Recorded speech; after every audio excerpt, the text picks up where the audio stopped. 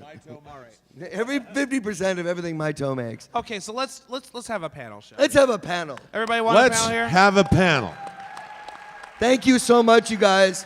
I want to thank for everybody for indulging their us. patience, honestly, and their understanding. Obviously, this is an unexpected This is turn of amazing. events. Isn't that fun? That's fun.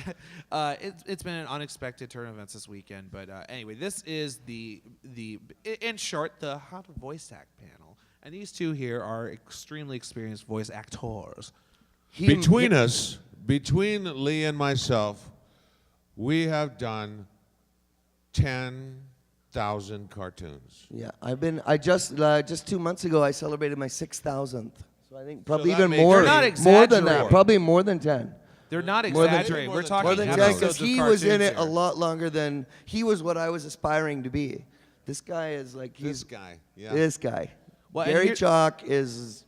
And these two are very modest about the roles they've played, but like, I love to torment Lee with this because this goes back to the 90s.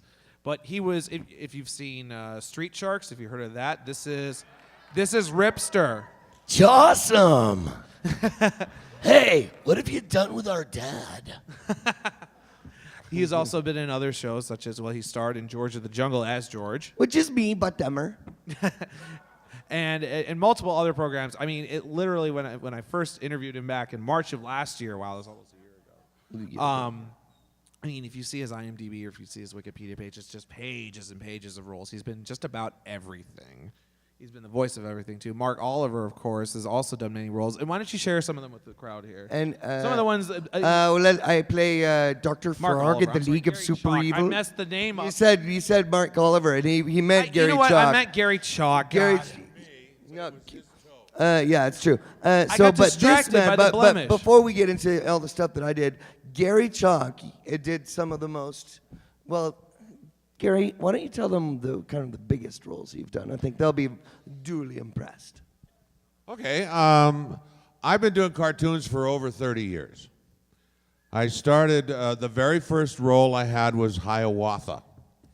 I had never done cartoons before, and my agent in Ottawa sent me out to Atkinson Film Arts, which is famous because it made a movie called Fritz the Cat. I love Fritz. You were in the Fritz Cat? No, I was in Fritz the Cat 2. Okay. And Heavy Metal 2 and Heavy Metal. Heavy Metal 2? Yeah. I know. And then we came up with this Kenner classic for Nickelodeon called Hiawatha. So I thought, well, okay, that's kind of cool. I'll go and read for a cartoon. I had no idea. Well, I went in and I read for the title role of Hiawatha and got that, and 4 other characters, including an 80-year-old woman, which was a bit odd. So I thought, I might have something here. This could be fun. And I moved back to Vancouver. And Vancouver at that time, that was be about 1986, had just started getting their cartoon going with a show called Tech Force, another one called Barbie and the Rockers, which I did way back when. And then they started doing shows like Kissy Fur, Captain Nintendo, the But Games just wait. Master. Then what happened? Then what else did you do? I think there was a He-Man in there. And then He-Man came along. And so I went and read for He-Man, and they said, okay, make him softer, make him warmer, make him bigger, make him deeper, make him louder, make him quieter, make him all these things. And eventually I got the part of He-Man, Masters of the Universe, which I thought, well, this is kind of cool. And, But wait, wasn't there some kind of a Transformers thing? and then all these other cartoons went by, and then they said, would you come in and read for the Transformers? What did you play, Garry? Just for the Well, kids I at home. played Optimus Prime.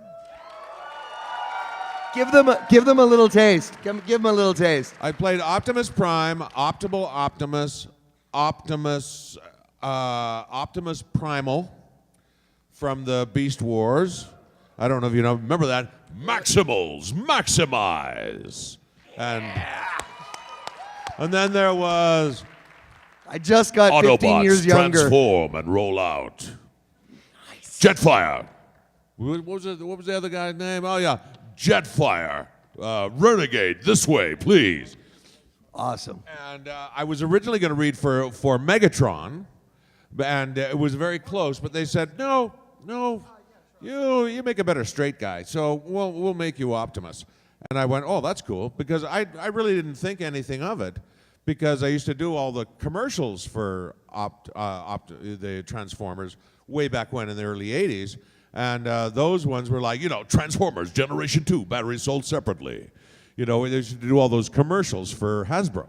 So I never thought I'd actually be playing the part, and so it was kind of exciting to do that. And since then, probably, 50 series, 55 or something like that for thousands of years. But that's what this panel is about. This panel is about where the heck do you find all those voices? Mm-hmm. Where do they come from? And insanity. Yes, inside all of us. Oh, sorry.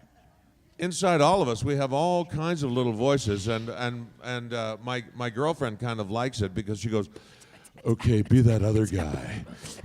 And I'm going, "What do you mean? No, be the Russian." Oh, so hello, you want to come to my house? Yes. Oh yeah. Kapow wow. And so she kind of like it because she gets a new guy all the time. But I have all these voices running I say around. I say to my wife, it's like a new toy every day. I'm like Lego. See? So there you it's like, go. I'll just come home and I'll be like a Scottish man when they. Yes, it does. I can confirm from having worked with him behind the scenes that voices occur at all times.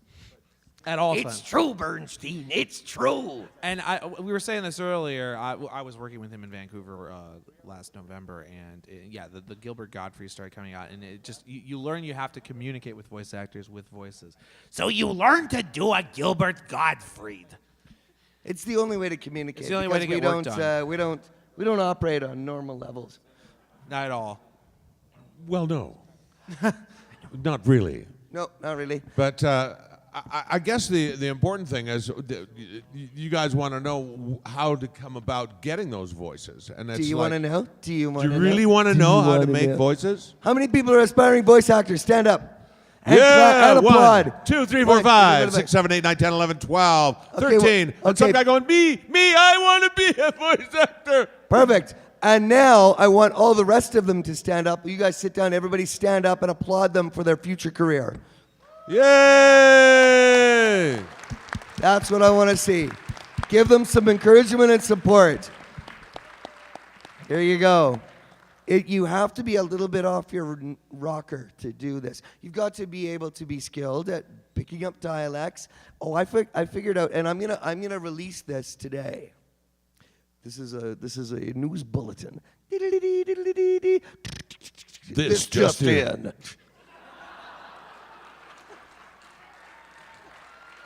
What? You see that happens This all is the the time. wavelength that happens. You get into this. You get into the thing, and then it's like this wave that travels throughout the sound room.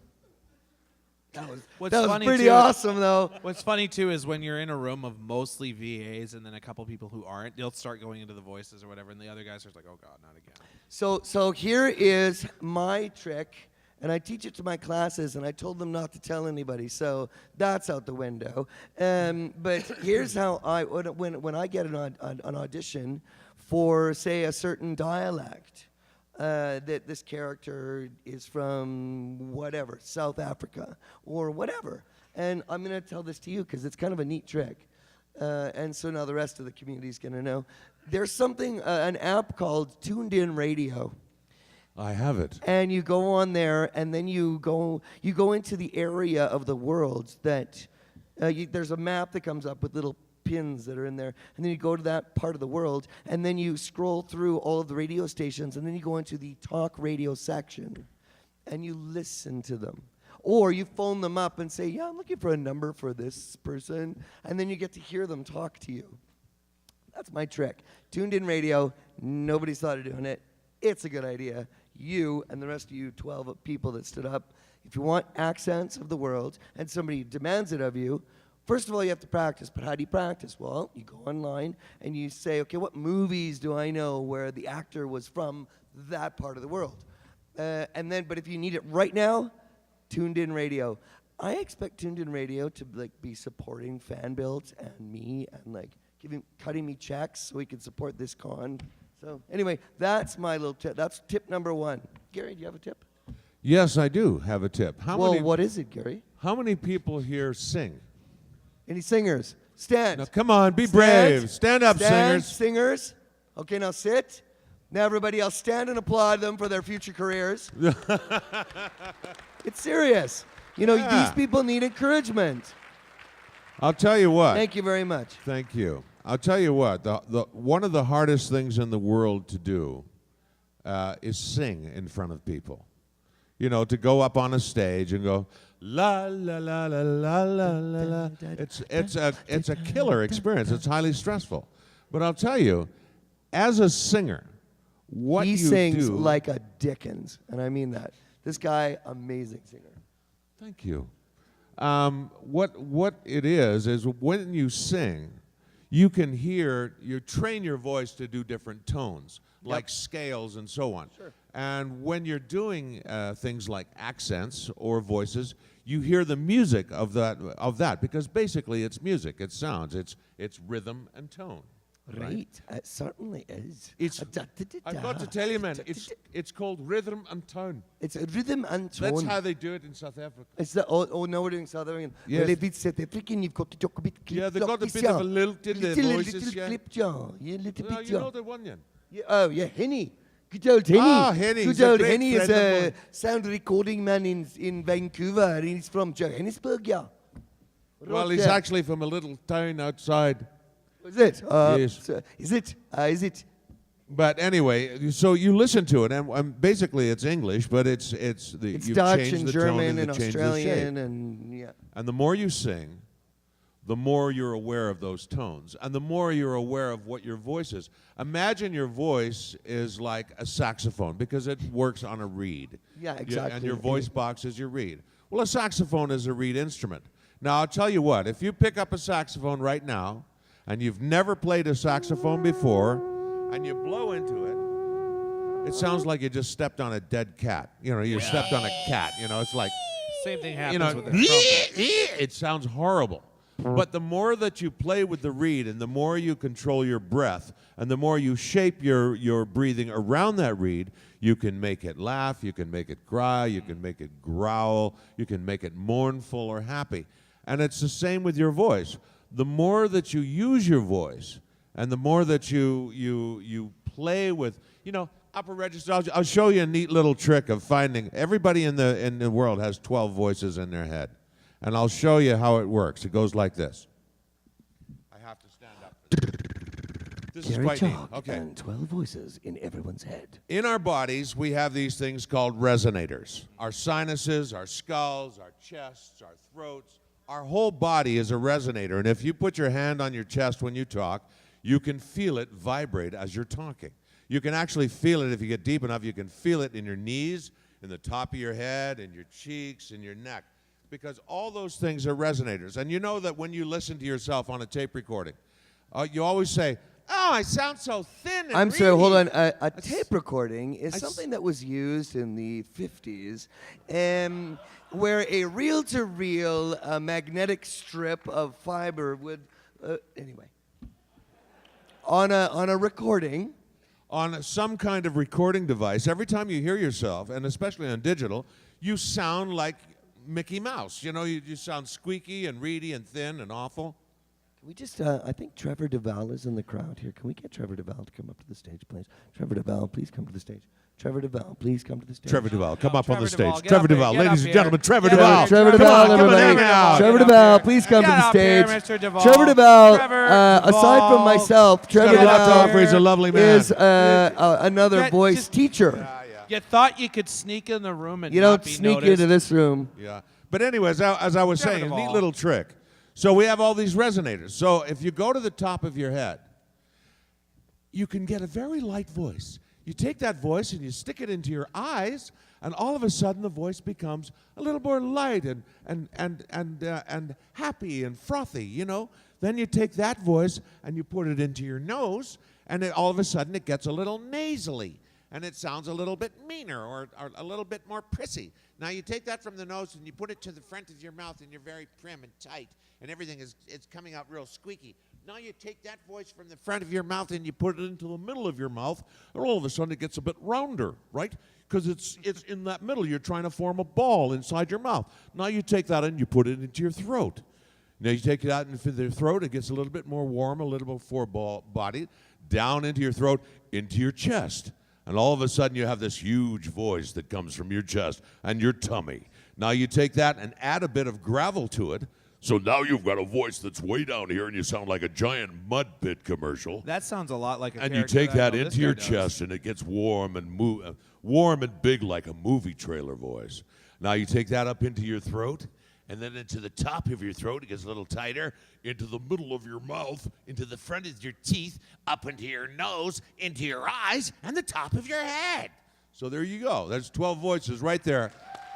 And this is what I mean about playing with your instrument, and that's what this is an instrument. That's what I mean about playing with it, using those resonators, and that's not even going into speech impediments or accents or anything like that.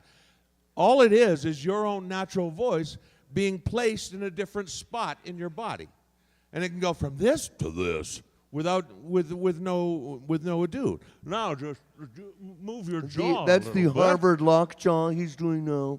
It's lovely. Yes, lovely. Move your jaw a little bit, and all of a sudden it changes again.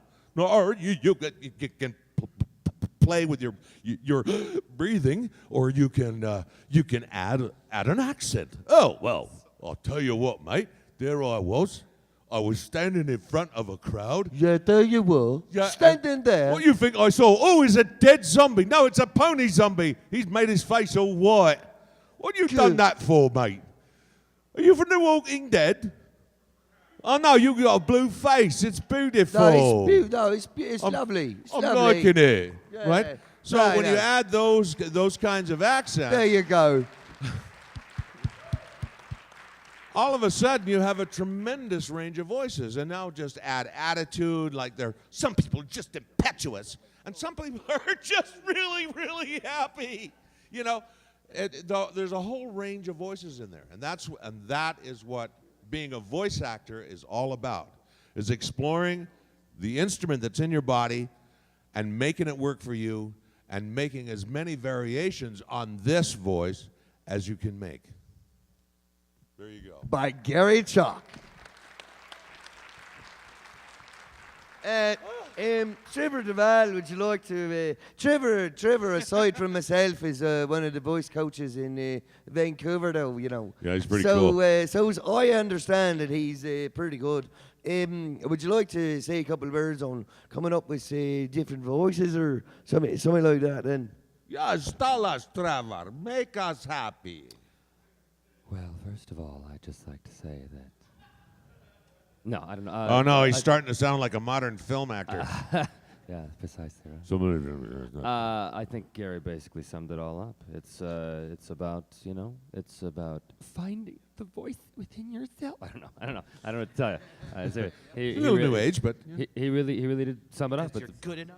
The different resonators, as he talked about, and the different mouth placements, and of course, right, if you do decide to put an accent, right, it entirely changes out of a sudden, right? Know what I mean, right? But yeah, so I got nothing to add, Garry.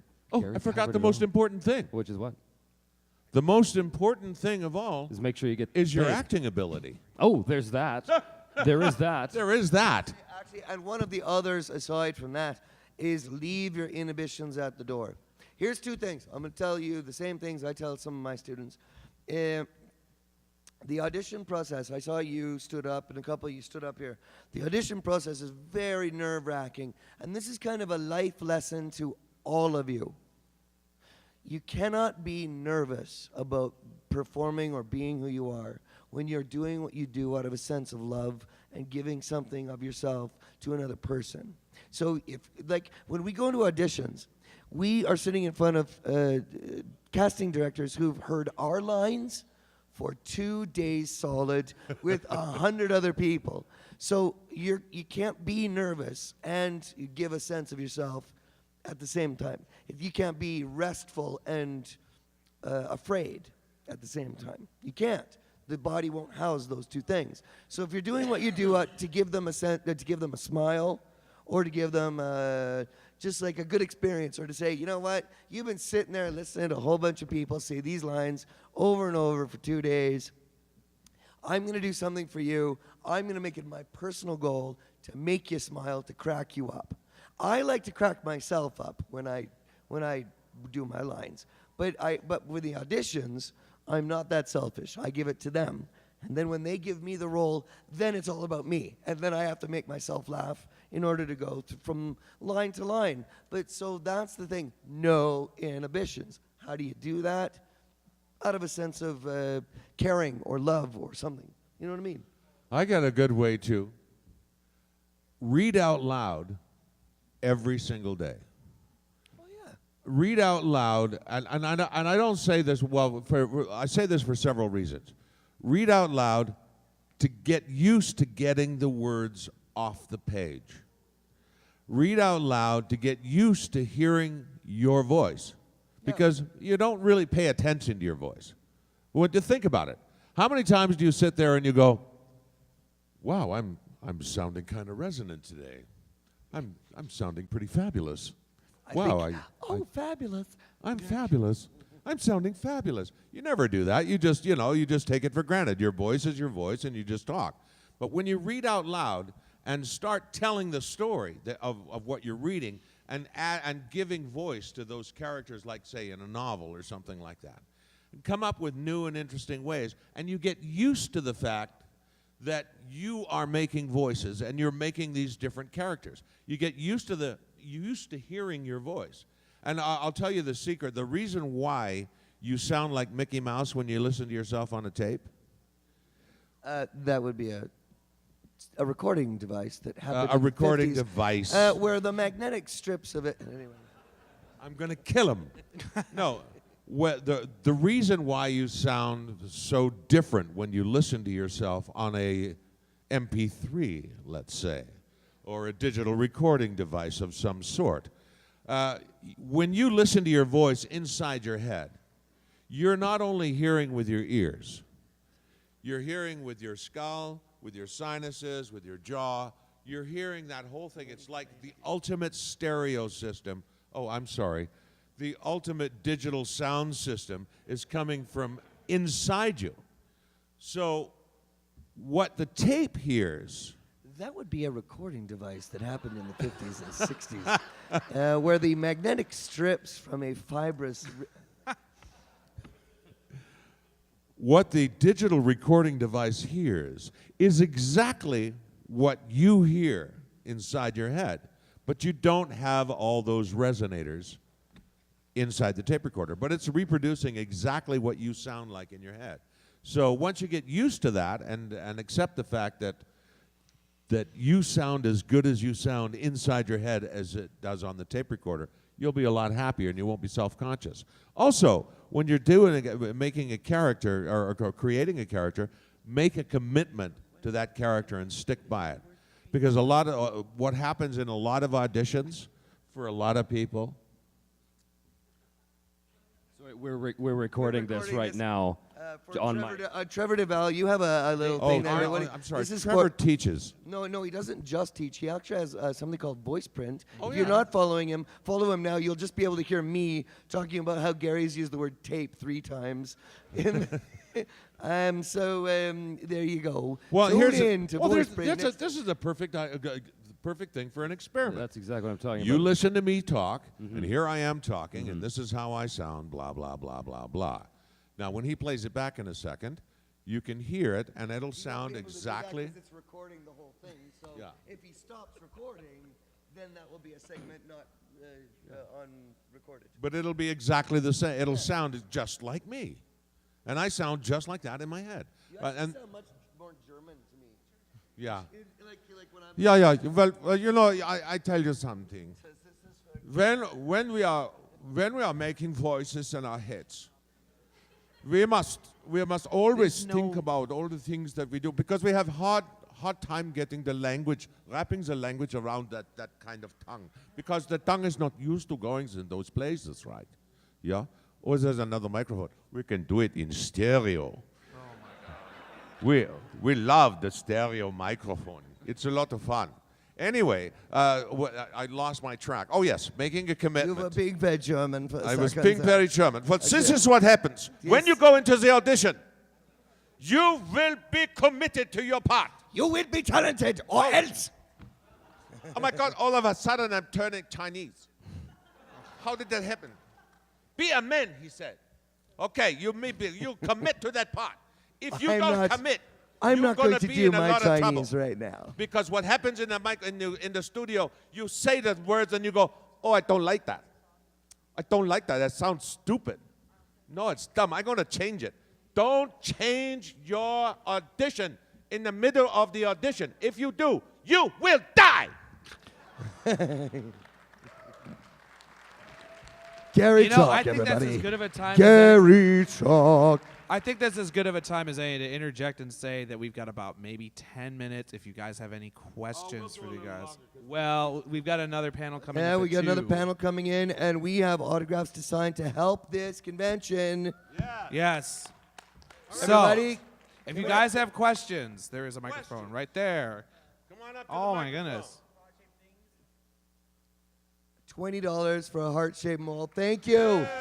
Thank you. Going into the coffers, everybody. All right. I so have my where that security gentleman is team standing that there. will walk with me to make sure that this gets directly into the kitty fund, and I won't get mugged. We have a question. We have a question. Quick, the tape's about He's to break. miming the question. You know, I find that mimes don't make the best voice actors. I don't know why. The mime is a terrible thing to waste. See what he did? It's mime over matter. Anyway. Hi there. When something beyond your control happens, like a show gets canceled or something, or a character. Sorry, dies- into the microphone, like- Closer. Right there. Yeah. Yeah, you go. right, nice and loud. All right. When a show gets canceled or one of your characters, dies or gets written off, do you get attached to that character and miss them, or is it just? Why are you Just- talking about all the things that make us sad? What? Not getting the audition? No, when our characters get killed off, or Oh, yeah. do we get Well- attached? Yes, we get very attached to the paychecks that came along with those characters. Thank you for asking. I died 3 times in Transformers. I used to get called in by the Ocean Group to do a lot of different ADR stuff, and there was something that somebody started called Buckets of Blood. And I would get killed. I'd get called in for day players that would get killed off. I just 3 lines and then I get run over or stabbed or something. And I was right up there on their Buckets of Blood list. Yeah, there was an unofficial award for a while in Vancouver called the what was it called, the Burning Flesh Award, and Yeah. that was every year they would give this little unofficial award to the guy who had died the most that year. Yeah, So, I was in what happens all the contention. time with anime. You get these characters. Yes, sir. All and, Yeah. so you do that It's 5 or the 6 times a ensign show. in Star Trek that nobody recognizes that goes down for I the don't have a name. I'm going to die. for the goes down with the crew to like inspect the planet, and he's just gonna end up vaporized or in a Right. gooey Mess. pile of mess. But to answer your question, I feel every death that I endure. Yes. Next question. I was curious. Into Come the close to the microphone. mic. I am a little on the short side. That's okay. Is it off? Almost swallowed There the you mic. go. All right. Any better? Yeah. Sweet. Hi. I was wondering, what's the strangest part that you guys have ever done, like completely out of your norm? Like, Oh, it's always when I have to when they say we just want you to sound like yourself. For reals, for realsies, because I don't know what I sound like. Well, right now, after 3 days of talking, I sound more like Tom Waits, but that's just fine. That's just me. All right. So, but yeah, no, for sure. It's when they say, well, just sound like you. What the heck do I sound like? I don't even know. They say, could you sound like you but younger? They actually say, can you sound like Garry Chalk, but younger? Younger. I'm kidding. No, when they ask me to sound like me, that's, I don't know, is it? I don't like it when they say, "Could you sound like you're 20 pounds lighter?" Oh, That's can you That's hurtful. sound like those jeans look good on your bum? Yes, ma'am. Thank you very much. I was wondering, what is your favorite part of about being Snips? My favorite part about being Snips is when I get to play with Richard Ian Cox because he's super, super funny. And he is like, seriously, Richard is, I wish he'd come to these conventions. I know he's a family man and everything, but he is so funny to play around. Like, you know, all the cartoons that I've played with all these guys. We all have fun. In this cartoon, he's the one that I get to play with the most because he's Snips and Snails. But we work very well together. Like Gary and I, we've done comedy duos together and stuff. I remember in Extreme Dinos, I couldn't even look him in the eye because he used to crack me up so much. I would just have to like do this because he'd do the look whenever. Oh, no, wait. Here I go. Okay, so I'd be like doing my line, and then he'd look at me.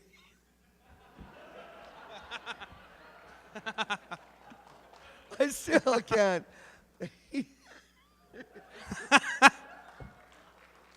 What? What? He's still to this day. We're talking about 10 years ago or something. I To would this hide day. behind the pole so the director couldn't see me. And then he'd do it, and the director would be like, Lee, would you please start being more professional? I'm like, but he's doing the I'm not doing anything. I'm just standing here. Do you hear me making any noise? But that's what I like the most about being Snips is I get to play with the cast and specifically and particularly Richard Ian Cox because I wish I could do his voice for Snails, but he's funny. He's very funny. That's what I like. Okay, thanks. Well, Thank I you. got a good shave this morning. Thanks very much for asking. Well, I've been informed that a good Not friend of making mine any noise. upstairs What is going has on? a question as well. So, Upstairs? Mando Pony, you have a question? And the Hello? pony. Is this Come on? Everybody, Hey guys, Mando so good to see you Pony. again. So I have a quick question. I'm gonna try to actually ask it without the mic in order to illustrate the point. Okay. Oh. That's going to be great for me. I can't see very well, so thanks for that. How can you learn to project without damaging your voice? Oh, good question. Yeah, they turned the Yeah. volume up on the record.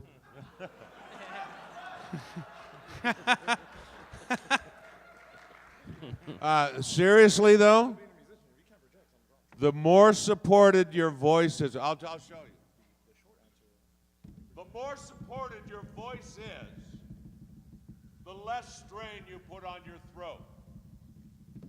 When I was a young man, I used to work on the floor of the Vancouver Stock Exchange as a stock trader.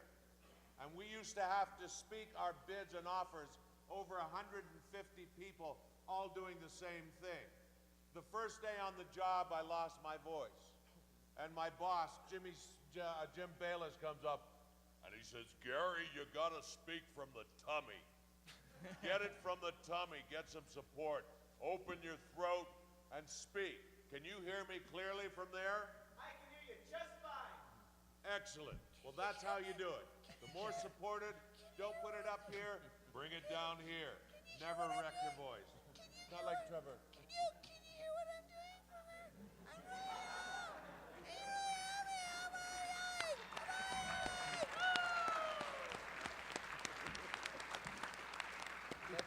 It's true. That's very true. That's very true. Okay, next question. You all are very excellent with your accents, but since you guys are from Canada, I want to hear your guys' best stereotypical Canadian accent. Oh, geez. Well, you know, there's two of them. There's like this typical, like this kind of sort of thing. How's it going? You know, that kind of thing. But there's also the East Coaster.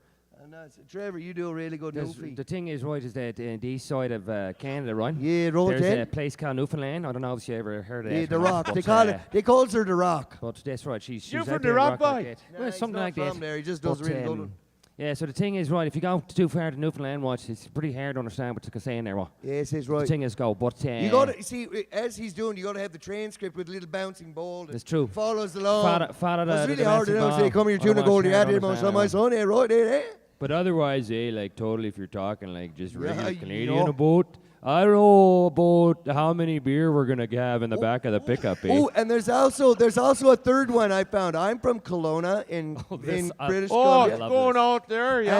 And there is a dialect that I found that is particulate to Highway 97 and Rutland Road at the 7-Eleven, and that is a dialect, and it's like, yeah, you know, everything's sort of like this, though, you know. It's like, Oh, yeah? I don't understand, Judge, you know, like, I was just hanging out and stuff, you know. They got the new wings over at the Sav, though. Oh, they're amazing, right? They got like the salt and pepper and the garlic. Are you going out to the bush party? Yeah, we're going down to Mission Creek and I'm you gonna know, get it's some gonna be- beers it's and, gonna be- if they don't say you know, they say you know. You know? Yeah. You know? Yeah, we're going down to Mission Creek, you know. But we Right. actually we're of course trained in our business to Yes, sound, we're very to professional. sound more like Americans. So of course we all gotta learn to talk like this. Sure Is this we how do. y'all sound us up there? That's Can all they right understand? then. That's all right then. That's what you Americans all sound like, as far as we're concerned. Yeah. Of course, there's the civilized accent that you get from Ottawa. And people in Ottawa speak very precisely. A bit like and hoity-toity, actually. They don't. They Nous say And then, of sommes course, we are things like forgetting that. about I come from Quebec to pick the cherries. Sika, laisse mon petit- I Suck tell a you minute, what, go over to I tell you Steinberg, what, that's right, eh? So you can there's see that. it's quite a mélange. So we are a plethora of dialects. We're a melting pot. Not quite like you guys, but so. Yeah, we got a lot of them. Yeah. Yeah, my brother's father-in-law is named Johnny Walker. He comes out of Halifax, right? Yeah, right. In Halifax, they sort of land things out a little bit, right? And Sure. he said, you know, I went to get this Visa credit card. Yeah. And I said, well, what do I do with it? Well, you take it out and you buy things with it. Yeah, right. Oh, well, Jesus Christ, I went out there and I bought a brand new camper and bought a boat and a gun, and I'm going out camping, went right across the country. End of the Jeez, month, I whiz, got a- if you didn't even I have to got a- pay it back. Oh, I'm not kidding. I got a statement for $17,000. You're going camping And I with said, a what am boat I and supposed a to do gun? with this? Look Well, you're what supposed to you've pay it back. He said, unleashed. well, you gave me the card to buy the things. Yeah, I'm no. 75 years old. I'm not buying another thing. I'm not paying any money. Doesn't look anything like a piece of plastic. No, it doesn't look. All it right, was- anyway, but so does that's that not answer that the question? There's a lot Thank of you. accents in Canada. Thank you. There you go. All right, next. Hi. Into the microphone. Sorry, my bad.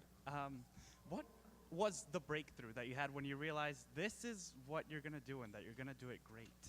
Voice I'm sorry, you got to right into the microphone. Right Sorry, into the okay. microphone. So Is what this is what was When- the when defining moment? breakthrough, what? What made you decide you was going to do this for the rest of your life? The money. No, I'm kidding.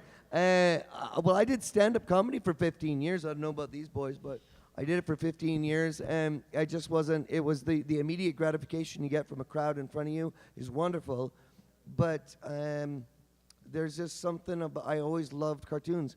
I sat on the high-piled shag on the floor mount television, the big oak televisions, and watched Mel Blanc and Looney Tunes and Bugs Bunny.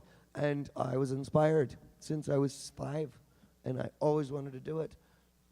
Thank you. Thank you. Oh, wait, do you want, these guys can answer too. I don't know, it's just me. Go ahead, Jeff. What was the defining moment when you realized this is what you wanted to do? Did you already say the for money? The rest of your life. Did Oh, you yeah, already I mention did the say money? Yeah, yeah. I started with the money. Started with the money. It's a really long story, but I'll sum it up very quickly. My older brother used to do No, Scottish wait, accents around the dinner table, and he got laughs. And when I was 5 years old, I imitated him doing his best Scottish accent, and all the family had a wee giggle. And I knew from that moment on it's going to be grand, and that was about it. So, that's that. There's nothing like I have making to- people laugh, you know. I have to take this opportunity to mock a friend of mine. And his name is Sketchy. He lives in Dundee. And I torment him every time I talk to him by telling him he's Welsh. And by the way, Welsh sounds like a very, very skewed East Indian accent. This is Welsh English. Are you ready? Nadalich llawen e bywithin e ddau chwi. And this is East Indian, you know, which sounds a lot more like that as well. Translated, that means Merry Christmas and Happy New Year to you. One Christmas was so much like another. In those years around the sea town corner now. And out of all sound except the distant speaking voices, I sometimes hear a moment before sleep. That I can never remember whether it snowed for 6 days and 6 nights when I was 12. Or 12 days and 12 nights when I was 6. The houses. That's an Which excerpt. also sounds like East Indian to me. That's an excerpt from A Child's Christmas in Wales. By Dylan Thomas. By Dylan Thomas. By Dylan Thomas. Dylan Thomas. Dylan Thomas. Next question. Yeah, we've got time for about 1 or 2 more. So. Oh no! Or 5 that only take 5 seconds to answer. We've got time for 2 more questions, maybe 3. Oh, Go. we got time. Go. We got to go. Here we go. Sorry. I wanted to know where would an aspiring voice actor start if they wanted to? Where are you from? California. Okay. California. Okay. Yeah. Where would they start? Yeah. Classes. First, take classes and find out who's done what you want to do and how they got there. Find out the tricks of the trade. Once you get that, you get a 1.5 to a 2-minute demo reel, nothing longer. 5, 6 voices that show a range, and then find an agent, give it to them, and then go back once you've got an agent, and then re-record it with their phone number at the end. Say, hi, this is Lee Tockar. That was a small example. Some of my voices, I could be reached at this number, and then you go get into a union, and then you get your auditions, and then you and the agent working in cahoots, go and get you famous. All right. Thank you. Also, just before you run off, real quick, Sue Blue has a great book on voiceover called Word of Mouth. I think it's called Word of Mouth, yeah. There's a great book called Word of Mouth, which, hello, darling. Yeah. I am talking to you. No. This is for your That's all edification. right. She just walked away. She's fine. I was just going to say that there's a great book out there by Sue Blue called Word of Mouth. It's not very expensive. She's a California cartoon director, did Teenage Mutant Ninja Turtles and lots of other shows. Yeah. And she has a great book on the mechanics and the technical aspects of voiceover. And called in about a month and a half, Tom Lee Music just finished producing the Lee Tockar Essentials of Voiceover. It takes 1 hour. It's all of the things I've ever learned, squished into 4 parts. I don't know what they're charging for it. It's probably not much more than, I don't know. I think it's only a couple bucks. But anyway, you should buy that too. As many of us aspiring voice actors have heard several times, good actors borrow gently and great actors steal mercilessly. Absolutely. So I guess what I wanted to ask is, are there any people in particular, maybe just in general or in preparation for a specific role, that you have stolen mercilessly from, either if it's because of their energy level or for accents, or even in particular, I'm trying to think of what the specific example was. Role models? Huh? Role models? Well, yeah, more or less. Oh yeah, sure. I stole from Dawes. Engelbert Humperdinck. Engelbert Humperdinck. I stole from Dawes Butler. I loved all his voicings. Mel Blanc. I loved the way that he worked his voices.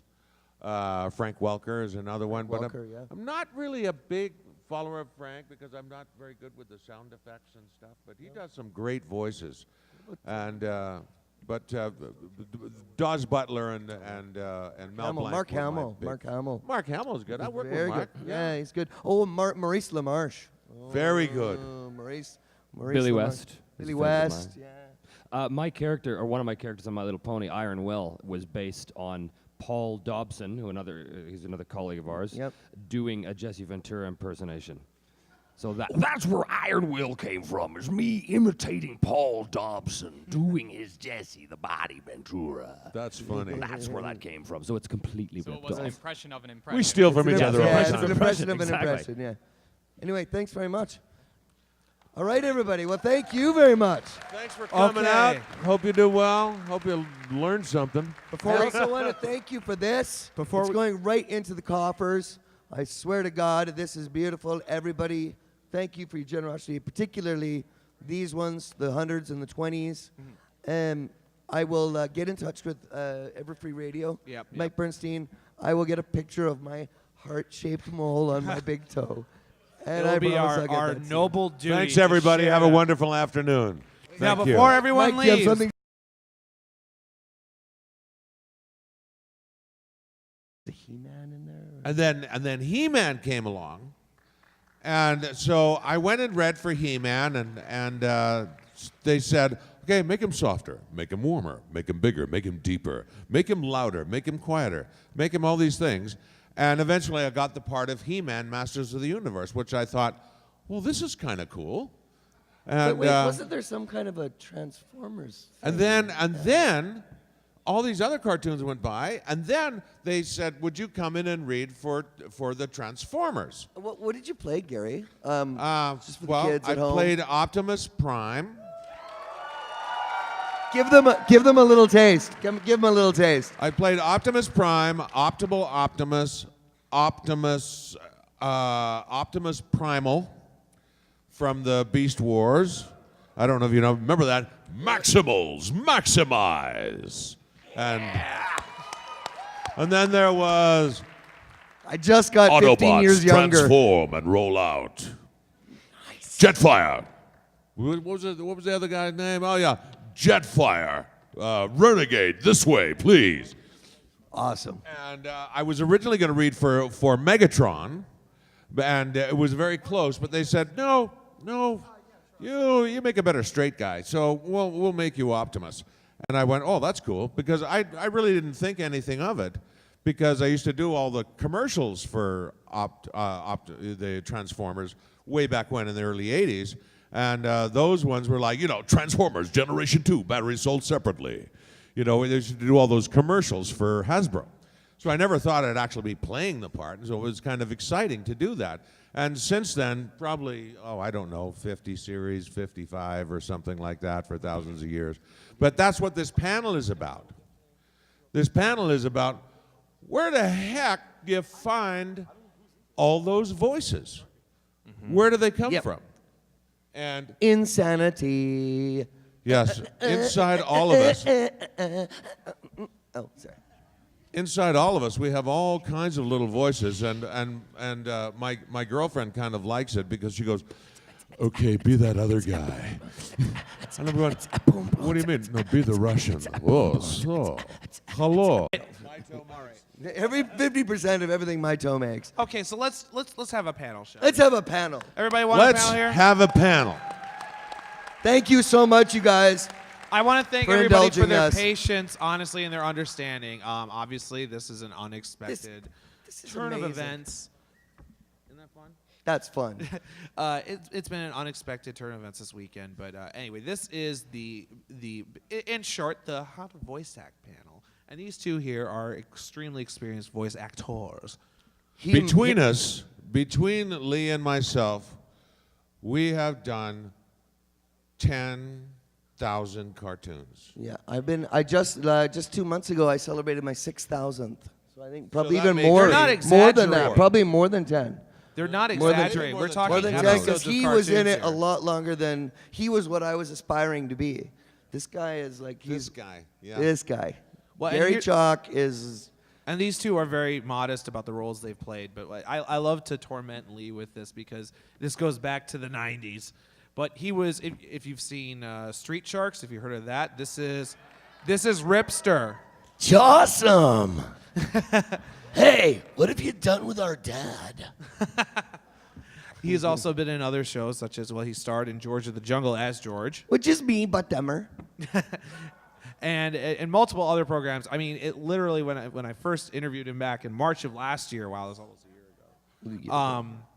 I mean, if you see his IMDb or if you see his Wikipedia page, it's just pages and pages of roles. He's been just about everything.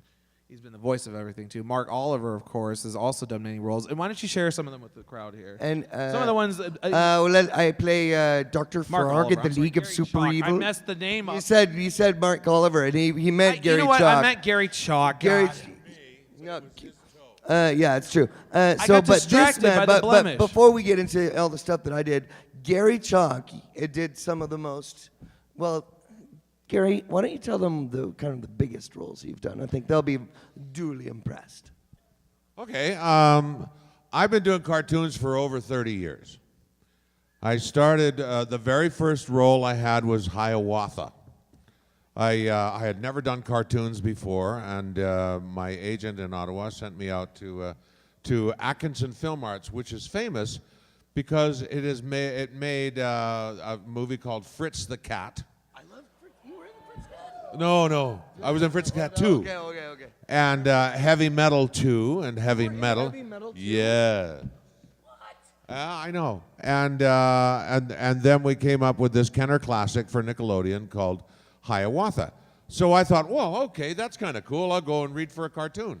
I had no idea. Well, I went in and I read for the title role of Hiawatha and got that, and 4 other characters, including an 80-year-old woman, which was a bit odd. So I thought, I might have something here. This could be fun. And I moved back to Vancouver.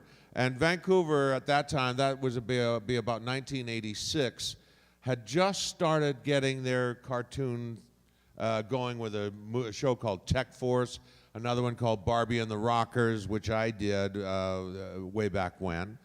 And then they started doing shows like Kissy Fur, Captain Nintendo, the But Games just wait. Master. Then what happened? Then what else did you do? I think there was